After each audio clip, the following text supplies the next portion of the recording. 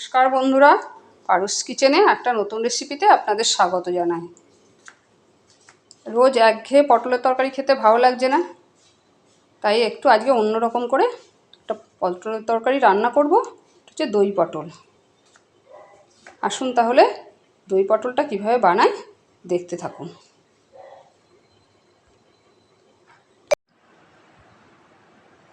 প্রথমে পটলগুলো কেটে নেব। এইভাবে মুখের দিকটা কিছুটা কেটে বাদ দেবো, ওটার দিকটাও কিছুটা কেটে বাদ দেবো। দিয়ে আপনারা বটি দিয়েও কেটে নিতে পারেন। এই এই পটলের গায়ে যে খোসাটা, এটা সম্পূর্ণ ছাড়িয়ে ফেলে দেবো।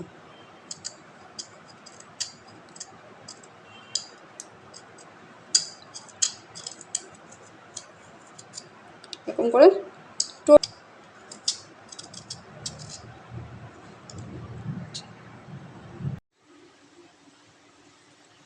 পটলগুলো সব এইভাবে কেটে ছাড়িয়ে নিয়েছি।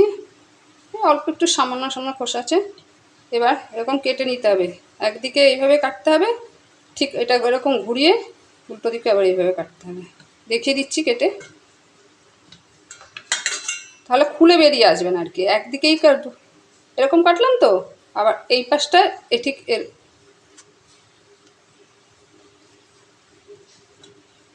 এটাও আরেকটা দেখাচ্ছি। এদিকটা এরকম কাটলাম, এবার ঘুরিয়ে ঠিক এই যে এরকম আর কেটেছি, এইভাবে কাটবো এবার, তাহলে খুলে বেরিয়ে আসবে না। এভাবে সব পটলগুলো কেটে নিয়েছি। পটলগুলো কেটে নিয়ে তারপর ভালো করে ধুয়ে নিয়েছি। রান্নাটা করার জন্য একটা মশলা করে নেব প্রথমে। তার জন্য একটা গ্রাইন্ডারে বোল নিয়েছি। প্রথমে 1 চামচ কালো সর্ষে দিলাম,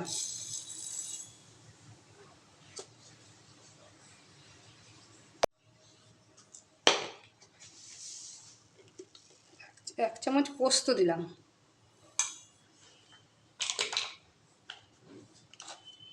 আর অল্প একটু নুন দিলাম। দিয়ে প্রথমে শুকনো ঘুরিয়ে আনবো। শুকনো ঘুরিয়ে আনলে অল্প মশলা তো বাটাটা ভালো হয়।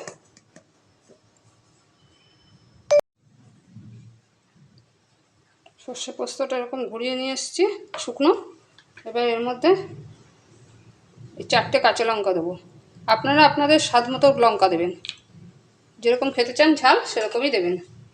আর অল্প একটু জল দেবো, দিয়ে বেটে নিয়ে আসবো।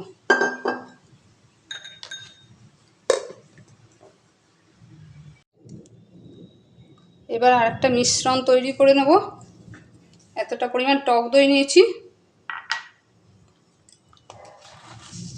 এর মধ্যে 1 চামচ চিনি দিলাম,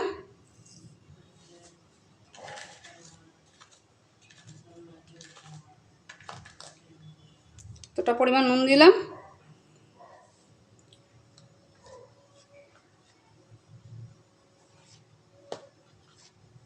এতটা পরিমাণ হলুদ গুঁড়ো দিলাম। আর যে এটা সর্ষে পোস্তটা বেটে আনলাম, সর্ষে পোস্ত লঙ্কা, এবার সেটা দিয়ে দেবো।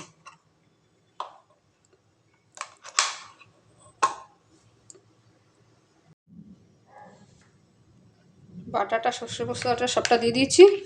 এবার এইভাবে মিশিয়ে নেবো এটাকে,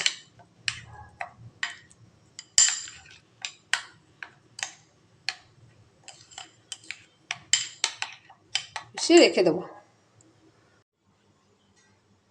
কড়াইতে সাদা তেল বসিয়ে দিয়েছি। আমি এই রান্নাটা সাদা তেলেই করব। তেলটা গরম করে নিয়েছি, একটু চারদিকে একটু ছড়িয়ে নেবো তেলটা। এবার পটলগুলো ভেজে নেব। যতগুলো হবে একবারে দিয়ে দেবো। সবগুলো পটলই দিয়ে দিয়েছি। দিয়ে একটু ভেজে দেবো, ভেজে দেবো।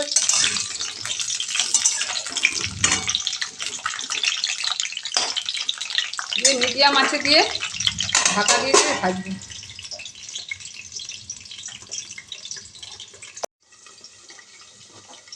3-4 মিনিট ভাজার পরে ঢাকাটা খুলে আবার একটু ঘুরিয়ে দেবো।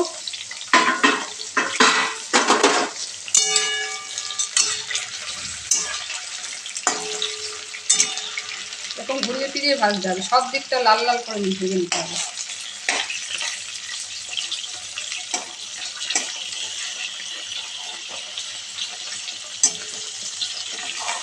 একটা পটলে এইভাবে ঘুরিয়ে দেবো।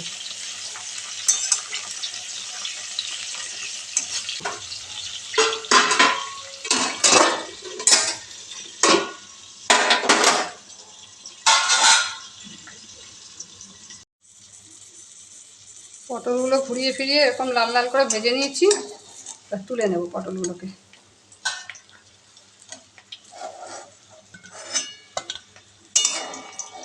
তো পটলগুলো একটু বেশি এরকম লাল লাল করে ভাজতে হবে।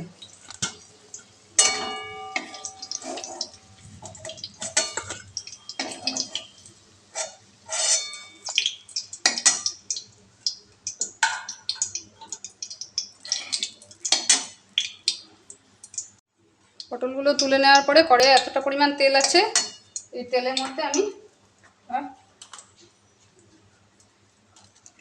একটা শুকনো লঙ্কা ফোড়ন দিলাম। শুকনো লঙ্কাটাকে একটু ছিঁড়ে দিলাম।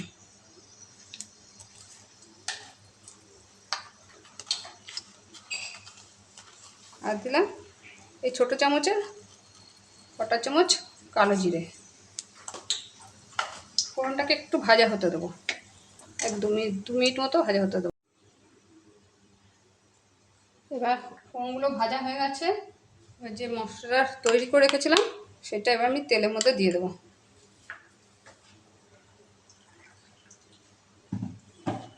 একটু জল দিয়ে গুলে পাতলা করে নিলাম।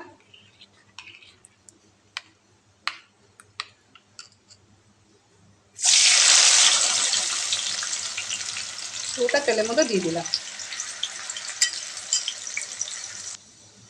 মশলা বাটিটা ধুয়ে একটু জল দিয়ে দিলাম।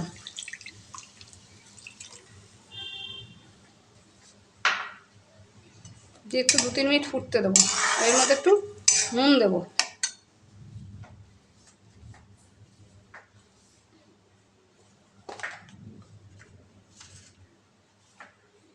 আর আমি এতটা পরিমাণ নুন দিলাম। নুনটা আপনারা বুঝে দেবেন, আপনাদের কতটা নুনের প্রয়োজন সেই হিসেবে দেবেন। আরও 2-3 মিনিট ফুটতে দেবো ঝোলটাকে।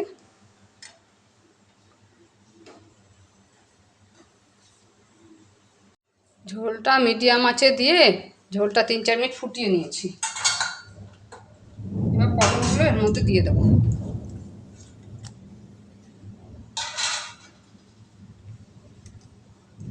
পটলগুলো দিয়ে আর একটুখানি মিডিয়াম আঁচে দিয়ে ঝোলটাকে আবার 7-8 মিনিট মতো ফোটাবো।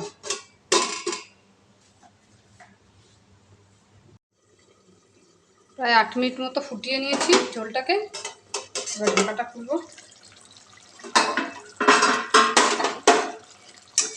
এরকম শুকনো শুকনো হবে, একটু গড়ানো গড়ানো ঝোল হবে। এটা বেশি ঝোল হলে ভালো হবে না রান্নাটা।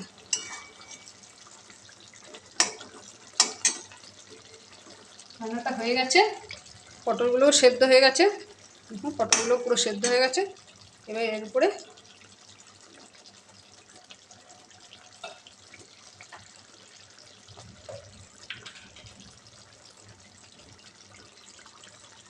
দু চার ফোঁটা কাঁচা সর্ষের তেল ছড়িয়ে দিলাম, একটু নেড়ে দিলাম।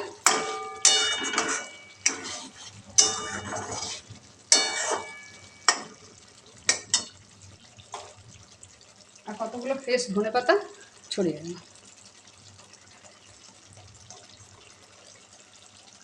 আমাদের দই পটল রেডি হয়ে গেছে। এবার গ্যাসের ফ্লেমটা অফ করে দেবো, দিয়ে এটা নামিয়ে নেব। নামিয়ে ঠান্ডা করে সার্ভ করতে পারবো। গ্যাসের ফ্লেমটা অফ করে দিলাম। দেখুন বন্ধুরা, আমাদের দই পটল তৈরি হয়ে গেছে। কত সুন্দর দেখতে হয়েছে, খেতেও ঠিক এরকমই সুন্দর হবে। একদম গরম ভাত, এক থালা ভাত খাওয়া হয়ে যাবে এই দই পটল দিয়ে। আমার এই রেসিপিটা যদি ভালো লাগে তাহলে লাইক দেবেন, শেয়ার করবেন। আমার চ্যানেলে নতুন বন্ধু হয়ে থাকলে চ্যানেলটা সাবস্ক্রাইব করার অনুরোধ থাকলো। পাশে থাকা বেল আইকনটা প্রেস করে দেবেন, তাহলে আমার চ্যানেলে যতই এরকম নতুন নতুন রেসিপি দেবো সঙ্গে সঙ্গে পেয়ে যাবেন। ভালো থাকবেন, সুস্থ থাকবেন। আবার কথা হবে পরবর্তী রেসিপিতে। আজ তাহলে আসি।